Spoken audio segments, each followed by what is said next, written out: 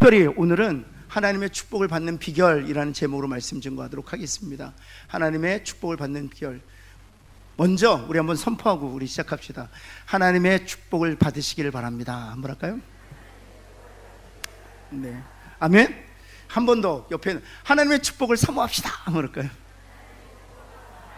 제가 신앙생활하면서 얻은 비결 중에 하나가 있는데 사모하는 만큼 주시더라고요. 사모하는 만큼 주시더라고요. 여러분, 관심 없으면 하나님도 관심 없다는 사실 아세요? 여러분, 하나님은 정말 사모하는 자에게, 왜냐하면 사모하는 자에게 그것이 얼마나 값지다는 사실을 본인이 알기 때문이에요. 하나님은 우리를 창조하시고 우리를 만드셨기 때문에 우리가 어떤 식으로 작동하는지 아세요. 우리가 사모하는 것을 소중히 여기거든요. 그래서 하나님께서는 정말 사모하는 자에게 주시는 거예요. 여러분, 세상에서도 우리가 축복을 얻을 수 있는 여러 가지 방법이 있습니다. 그런데요, 세상에서 얻는 축복들은 다 일시적이에요. 또 그것이 많으면 다 부패하기 일쑤입니다. 그러나 하나님 주시는 축복은요, 영원하고요, 하나님이 주시는 축복은 덧나지 않아요. 아무리 받아도 그것이 우리에게 은혜가 됩니다. 하나님의 축복을 사모하는 저와 여러분 되기를 바랍니다. 옆에 있는 분에게 하나님의 축복을 사모합시다. 한번 할까요? 네, 그래서 정말 올해뿐만 아니라 내년도에 하나님의 축복을 다 누리는 저와 여러분 되기를 간절히 소원합니다.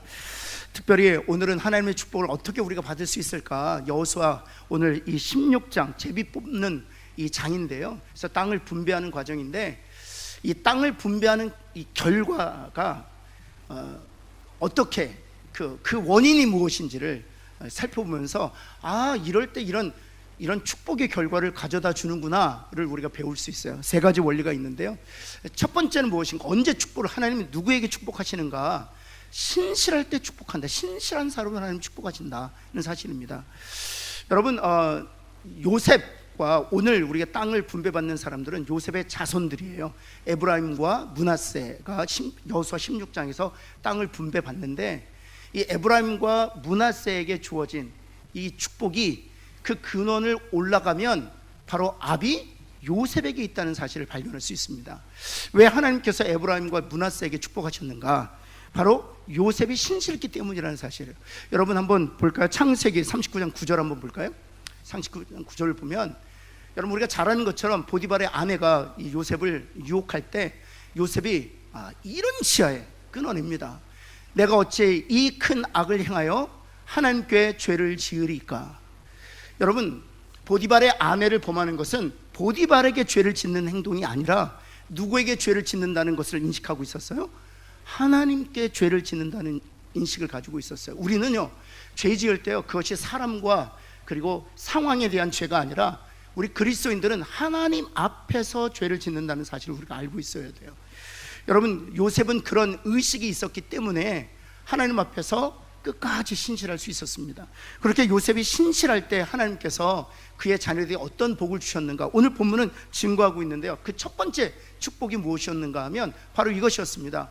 12지파 중에서 두 번째로 땅을 분배받았다는 것입니다. 그러면 12지파 중에서 첫 번째로 땅에 분배를 받은 지파는 어디일까요? 어디일까요? 유다 지파가 첫 번째로 땅을 분배받았습니다. 유다 지파가 첫 번째로 땅을 분배받은 것은 너무나도 당연한 거예요. 왜냐하면 유다는 누구의 가문이기 때문에?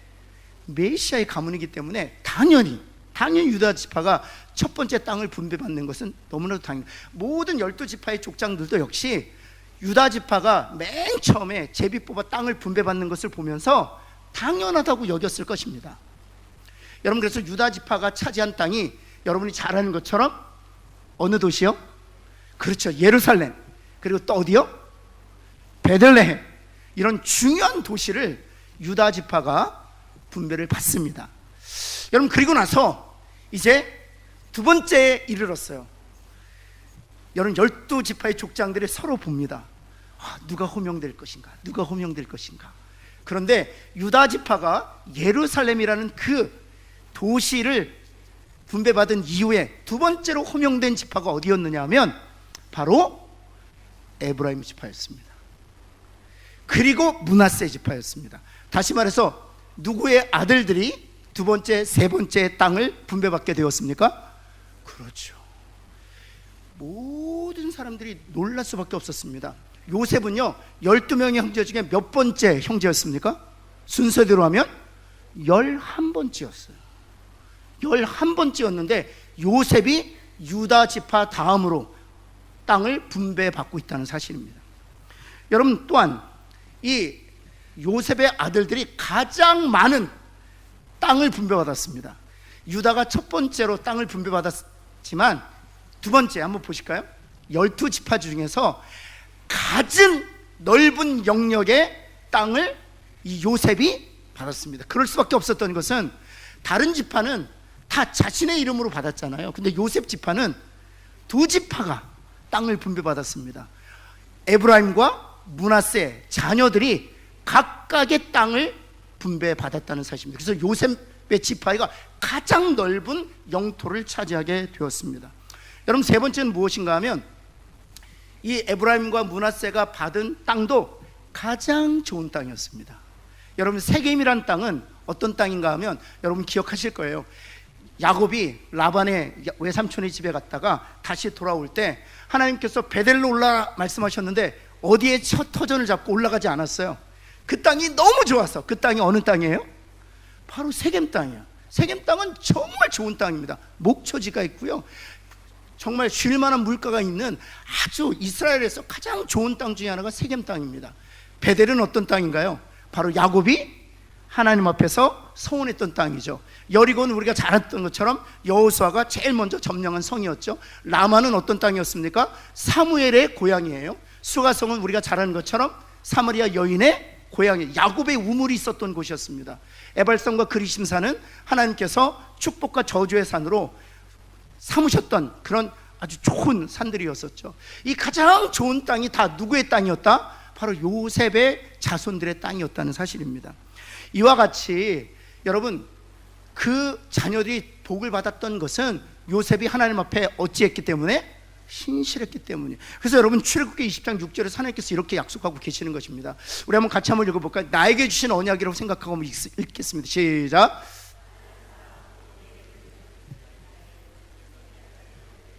나를 사랑하고 하나님을 사랑하고 하나님의 계명을 신실하게 지키는 자에게는 몇 대까지 은혜를 베푼다?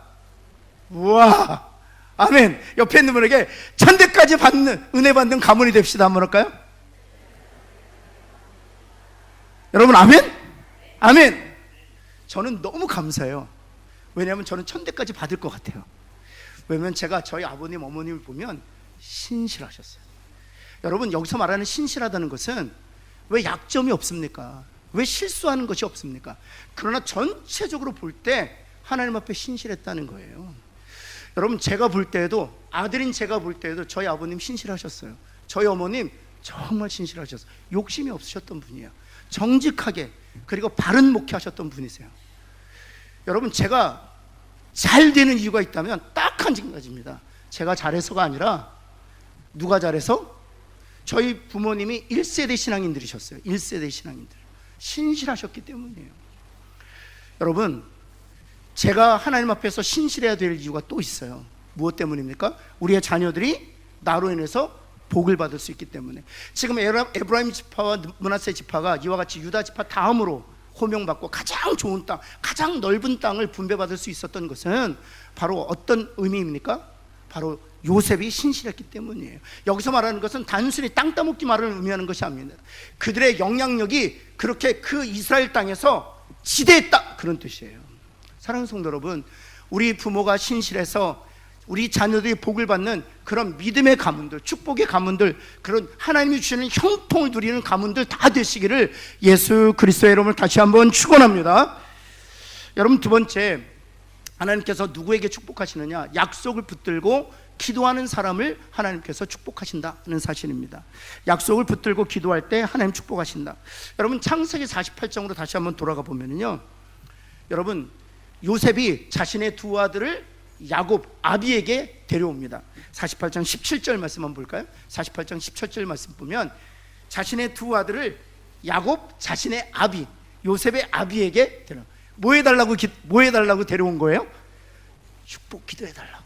여러분, 축복을 사모하세요. 요셉도요, 축복을 사모했어요. 이미 총리 대신이 되어서 여러분 절대 권력을 지니고 있었지만 요셉에게 사모했던 것이 있었습니다. 그것이 무엇인가 하면 세상의 권력이 아니라, 세상의 물질이 아니라 아비 야곱으로부터 주어지는 영적 지도자로부터 주어지는 영적 축복, 하나님의 축복을 사모했단 말이에요. 저는요 아직도 제가 많이 기억해요. 제가 저희 아버님이 목회할 당시만 해도요, 부모님들이요 자녀들 데리고 와가지고 저희 사택에 와서 기도 부탁 정말 많이 했어요. 기도 부탁 정말 많이 했어요. 그래서 이렇게 부모님들이 두 자녀 끌고 데려와서 아버님한테 목사님 저희 두 아들 위해서 기도해 주세요. 두 딸 위해서 기도해 주세요. 이제 입시가 얼마 남지 않았는데요, 또 직장 문제를 위해서, 배우자를 위해서 기도해 주세요. 정말 기도 많이 받았어요. 사랑하는 성도 여러분, 정말 축복을 사모하고 그런 영적 지도자들로부터 기도 받으실 수 있기를 간절히 소원합니다. 요셉이 그 사모함이 있어요. 그래서 아비에게 데려왔죠. 그런데 한번 보실까요? 48장 17절 말씀에 보면, 한번 다시 한번 보면, 그 아버지가 오른손을 누구의 머리에? 에브람 머리에, 그리고 왼손은 당연히 므낫세의 머리 위에 가지.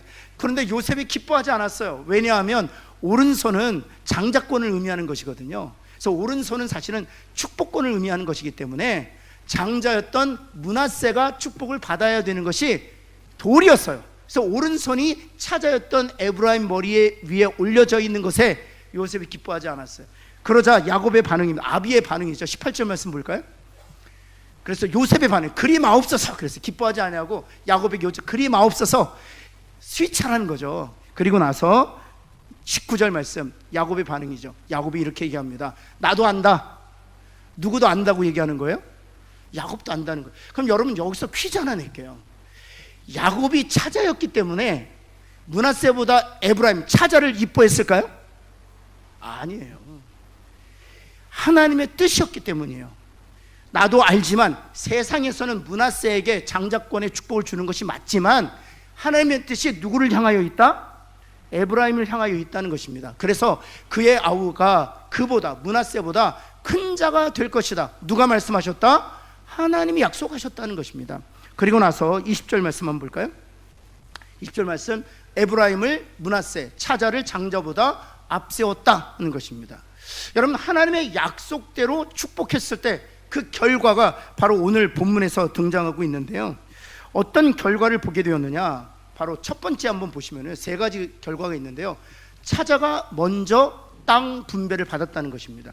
요셉 지파에는 므낫세와 에브라임이 있었는데 므낫세가 먼저, 형인 므낫세가 먼저 땅 분배를 받지 아니하고 바로 에브라임이 먼저 땅 분배를 받았다는 것이 사실이죠. 오늘 읽었던 본문 여호수아 16장 5절에는 이렇게 기록돼, 에브라임 자손이 먼저 땅의 분배를 받았다는 것입니다.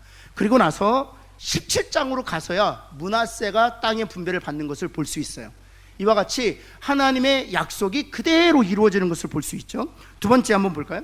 두 번째는 에브라임이 분배받은 땅이 므낫세가 분배받은 땅보다 훨씬 좋은 땅이었습니다. 그리고 세 번째는 무엇인가 하면 바로 에브라임 지파가 분배받은 땅 안에 실로라는 땅이 있었어요. 여러분, 이 실로가 왜 중요합니까? 혹시 여러분 그 예루살렘에 연못이 두 개가 있었습니다. 하나는 무슨 연못이었습니까? 38년 된 중풍병자가 낫던 연못, 베데스다 연못. 그런데 다른 연못이 하나 있었죠. 나면서부터 소경된 이가 고침을 받던 연못이 있었죠. 무슨 연못? 실로암. 실로라는 연못이죠. 연못의 이름이 실로란. 이 실로란 뜻은 무슨 뜻입니까? 바로 하나님이 보내신 자라는 뜻이에요. 그런데 이 실로라는 지명이 있었어요. 근데 이 실로라는 지명, 그런 의미를 가진 그런 실로라 하는 이름의 땅이 있었는데 그 땅이 누구에게 속했었느냐? 바로 에브라임에게 속해 있었고요. 바로 솔로몬이 예루살렘에 성전을 짓기 전까지 하나님의 성전, 바로 모세를 통해서 주신 이 성막은 어디에 있었느냐 하면 실로 땅에 있었다는 사실이에요. 그렇다면 하나님의 약속이 그대로 이루어진 것을 우리가 볼 수 있는 것이죠. 여러분, 하나님께서 누구에게 축복하시느냐?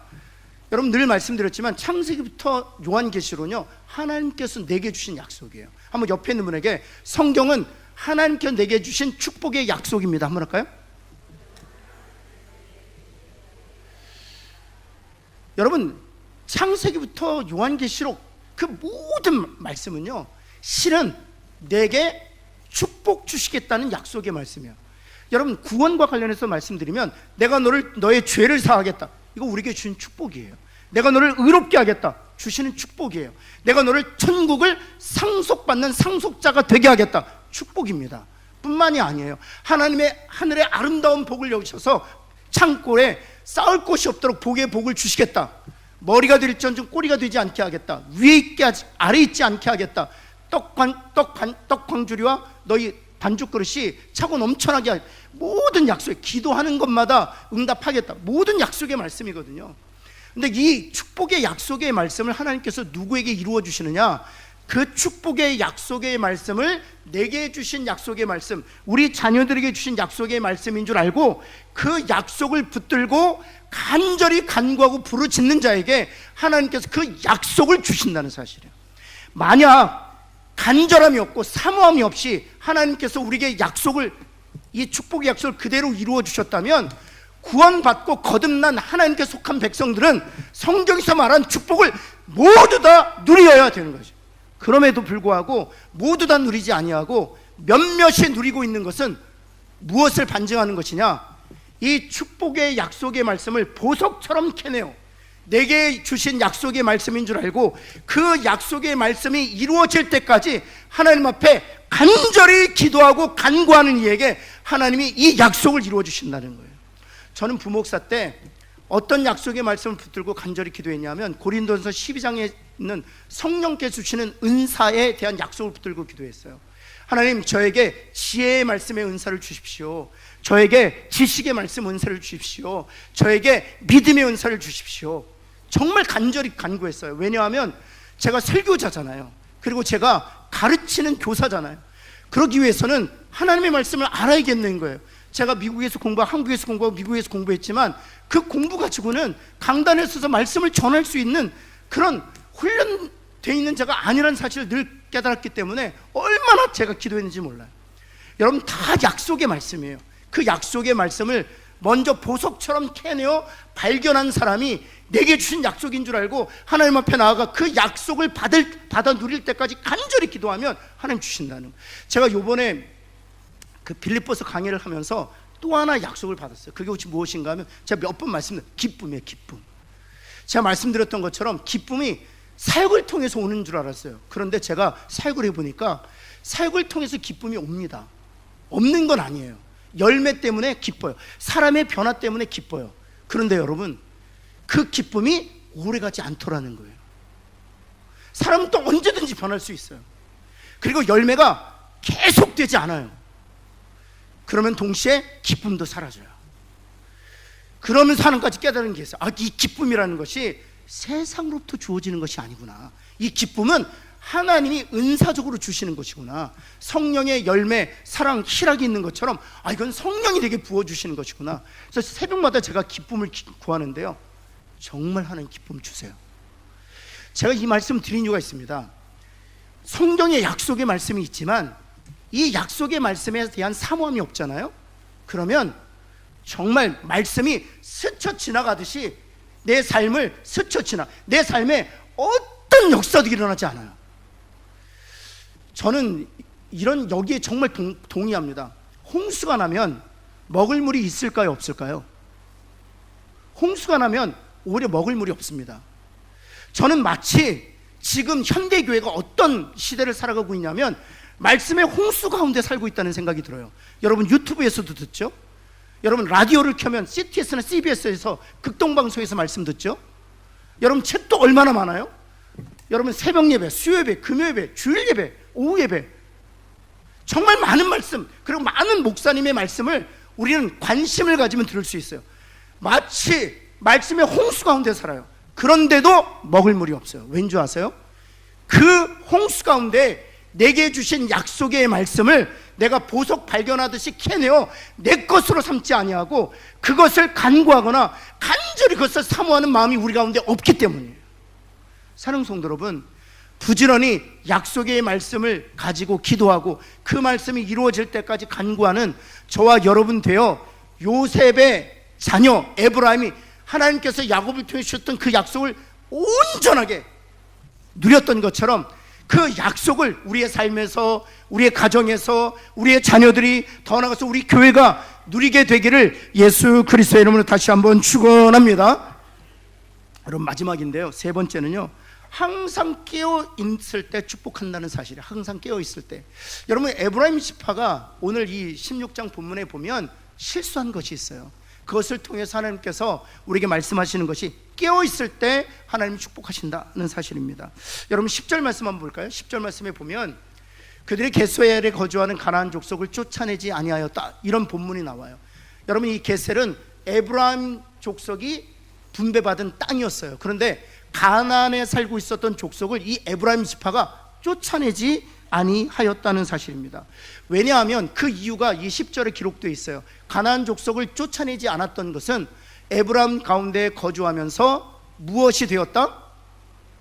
따라서 에브라임 족속은요, 자신의 유익을 위하여 가나안 족속을 쫓아내라 하신 하나님의 말씀을 따라 순종하기보다는 그들을 노예로 삼고 자들의 편의를 추구했다는 사실을 우리가 발견할 수 있습니다. 여러분, 그 결과가 아주 무서워요. 아주 매서워요. 여러분, 하나님께서는 가나안 족속을 쫓아내라 말씀하셨어요. 그러나 에브라임 족속이 분배받은 땅 게셀에 거하는 가나안 족속은 쫓아내지 않았어요. 자신들이 종으로 삼아서 자신의 편의를 위해서. 그때 여러분, 어떤 결과가 나오는 줄 아세요? 요셉이 신실했을 때, 요셉이 약속을 사모했을 때 에브라임과 므낫세가 축복을 받았지만 에브라임 자신이 하나님의 말씀을 따라 순종하며 깨어있지 않았을 때 에브라임 지파 자신은 저주를 받았다는 사실이에요. 여러분, 한번 보시면 솔로몬 시대, 솔로몬의 아들의 이름이 뭐죠? 르호보암이죠. 르호보암 시대에 북이스라엘과 남유다로 나뉘어져요. 북이스라엘은 몇 지파가 모여서 북이스라엘을 만들었죠? 10지파입니다. 그리고 남유다는 여러분이 잘 아는 것처럼 유다 지파와 베냐민 지파 두 지파가 남유다 왕국을 차지하게 되죠. 그래서 다윗의 정통성이 바로 남유다에 있지 않습니까? 근데 이 북이스라엘의 10지파를 다스렸던 우두머리가 누굴까요? 그리고 그 10지파의 수도는 어디였을까요? 이게 굉장히 중요해요. 이 10지파의 우두머리, 특별히 르호보암 시대에 하나님의 나라를 쪼개내었던 그 주동자가 누구였으며, 그 다음에 그 북이스라엘의 수도가 어디였느냐를 보면, 그리고 그 북이스라엘, 그로부터 북이스라엘에 한 20여 명의 왕이 나오는데 단 한 명의 선한 왕도 나오지 않습니다. 하나같이 악한 왕들이 나와요. 그래서 결국에는 하나님 앞에 멸망당하는, 그래서 북이스라엘에 우리가 잘 아는 그런 아합과 이세벨과 같은 그런 왕들과 왕비들이 나오게 되는 것이거든요. 한번 볼까요? 왕상 11장 26절 말씀에 보면 이래서 무서운 거예요. 솔로몬의 신하 르밧의 아들 여로보암, 그렇죠? 여로보암이 사실은 10지파를 주동해서 하나님의 나라를 쪼개낸 거죠. 그런데 그는 어느 족속이라고요? 그 여로보암이 바로 이 에브라임 족속이라고요. 사실 말해서 에브라임 족속이 하나님의 나라를 쪼개내는 그런 사악한 리더였다는 사실이에요. 여러분뿐만 아니죠. 25절 한번 볼까요? 25절 말씀에 보면 12장 25절인데요. 여로보암이 에브라임 산지에 아까 보았죠. 에브라임이 차지한 땅, 그 중에 세겜에 수도를 건설했다고요. 그래서 북이스라엘 수도는 세겜이 됩니다. 남유다 왕국의 수도는 예루살렘이 되지만 북이스라엘 수도는 세겜이 됩니다. 여러분, 이 세겜은 그 이전부터 있었던 도시예요. 그래서 하나님께서, 전체를 보신 하나님께서 세겜 땅에 머물러 있었던 야곱에게 말씀하셨어요. 어디로 올라가라? 베델로 올라가라 말씀하신 거예요. 하나님이요, 야곱이 세겜에 머물렀을 때 그때 그 순간을 보시는 게 아니에요. 하나님은 역사 전체를 보고 계시기 때문에 말씀하시는 거예요. 이 세겜이 하나님께서 버린 땅이었거든요. 그러나 그 세겜에 머물러 있었던, 그래서 야곱을 향하여 재촉해서 베델로 올라가라고 말씀하시는 거예요. 여러분, 그런데 이 여로보암이, 바로 이 에브라임이 이 세겜에 둥지를 틀고 하나님께 반역하는 일을 했다는 사실이에요. 여러분, 그래서 베드로전서 5장 8절 말씀 우리 한번 읽고 우리 한번 기도하겠는데요. 우리 한번 같이 한번 있으면 모든 그리스도인들에게 말씀하시는 거예요. 우리가 왜 하나님 주시는 축복을 놓치고 있느냐? 바로 이 때문입니다. 같이 한번 읽겠습니다. 시작. 근신하라, 깨어라. 너희 대적 마귀가 우는 사자같이 두루다니며, 여러분, 대적 마귀가 우는 사자같이 두루다니며 삼킬자를 찾는다는 것입니다. 그래서 우리에게 하나님께서 요구하시는 것이 무엇입니까? 근신하고 깨어라 하는 것입니다. 사랑하는 성도 여러분, 근신하여 깨어 있어서 하나님 주시는, 그리고 약속으로 주시는 그 축복을 다 누리게 되기를 예수 그리스도의 이름으로 다시 한번 축원합니다.